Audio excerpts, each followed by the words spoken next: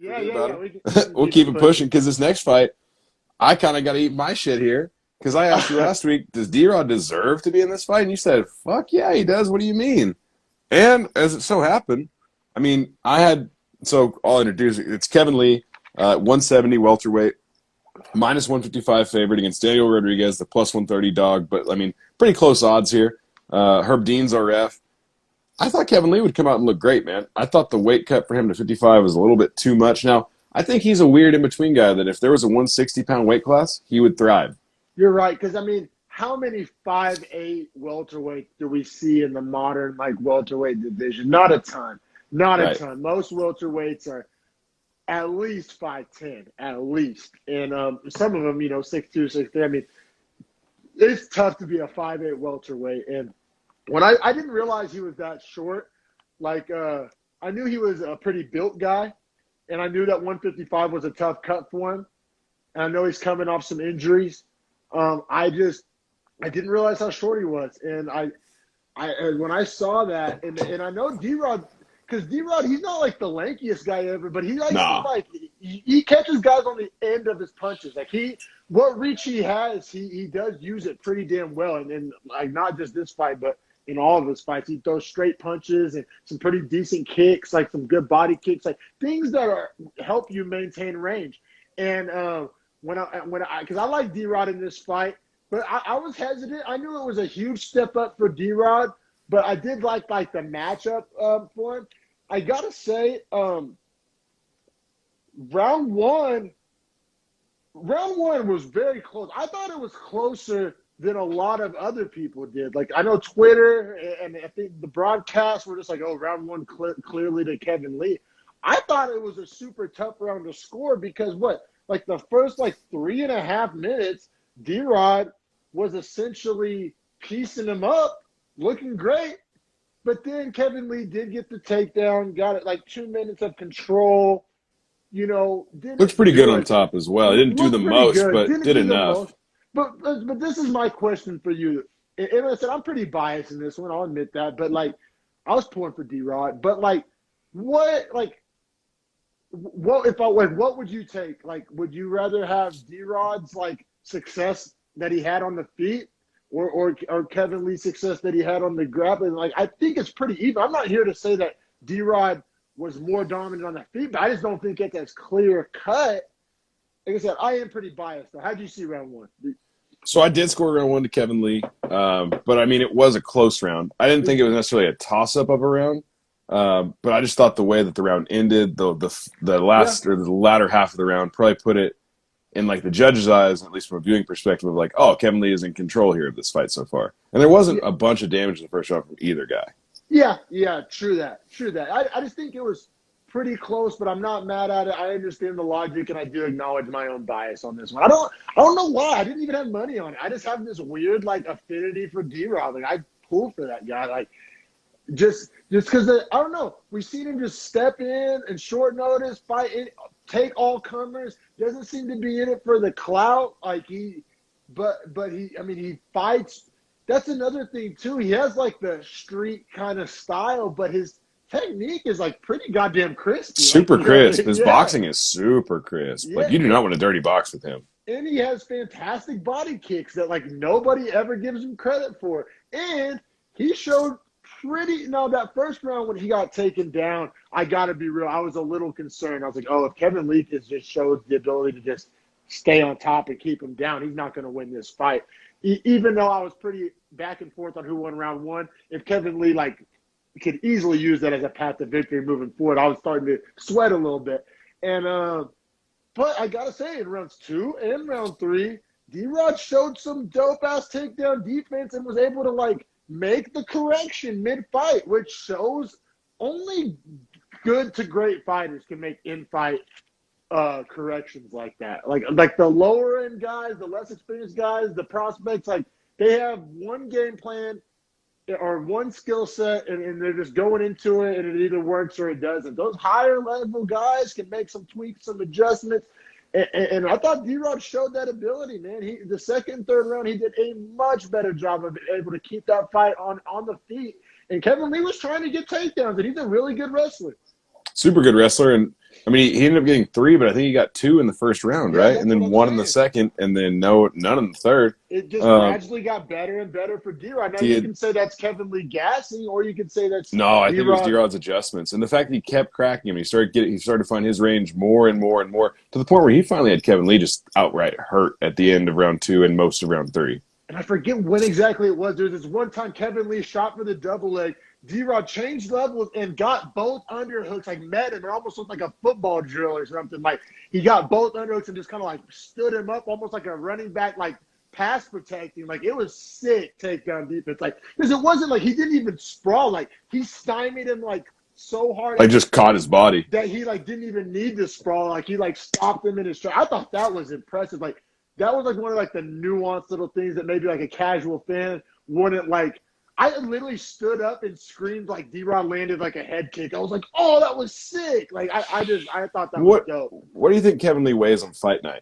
Like 178, 180? Like I don't think he's much over 170. No, D-Rod's probably in there close to what, 190? I mean, 195. Yeah, he looks so big. he's a big boy. He's 6'1", 6'2". Like he's a big he's not dude. shredded either. Like I don't even know how he makes it. He looks like a middleweight. Like, he has a little bit of like a beard, like a cerveza. I mean, you know, he definitely had a couple Modelo's and tacos. You know what I mean? But somehow makes the weight, and he never looks. I mean, he has a gas tank. I mean, is he Khabib on the ground? No. But I'm just saying, like, he showed the ability to keep it on the feet. And if he can keep improving that skill, you don't got to be Khabib on the ground. And it's like, man, he checks a lot of boxes for me, bro. And I said, I know I'm a fan. But I've been like he just keeps proving me right. I was talking about like the same way about him like 4 fights ago, and he just keeps making me look great. I mean, if you look at his last few wins too, he has Kevin Lee on the win list now. He knocked out Preston Parsons, which was like a late replacement. Just that was a month and a half ago. So I mean, good on him for that one. But yeah, beat Mike Perry, lost to Nicholas Dalby, which was that was a weird fight, man. That was a fun fight. That was a banger. Yeah, it was just weird because Dalby like hadn't looked that good in 3 years, and then looked that good for some reason. Like I don't know what changed. Good since. Right, and then but he also has wins here over, I mean, Tim Means, Gabe Green, Dwight Grant. Yeah, I mean, and his only loss is decision loss to Dalby, and then back in 2017 lost a split decision to some guy in Combate Americas. So like, D-Rod's sick with it, man. He's 16-2.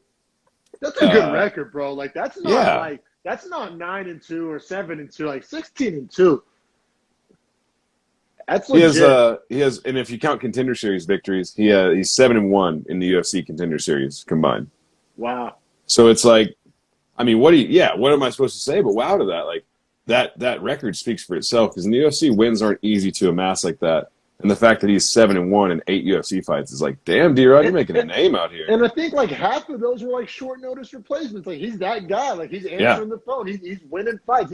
He's doing the things that. I mean, he was a late replacement on this fight. He came in with supposed to be 15, Sean Brady. 6, yeah, this was gonna be I would love to have seen that, but sick. That fight, I think Sean Brady would have beat, because Sean Brady's a pretty big. I don't think he's a pretty Sean Brady's welterweight. Thick. Yeah, he's that's huge. what I'm saying. It's crazy. D-Rod proved to be a little big for him, and I think he's bigger than D-Rod. So, but anyway, what I'm getting at is I think this was a pivotal moment in D-Rod's career. Like I think this win gets him off of the prelims. Like I think he's going to be on pay-per-view cards, not headlining, but I'm saying I think he'll be on pay-per-view main cards.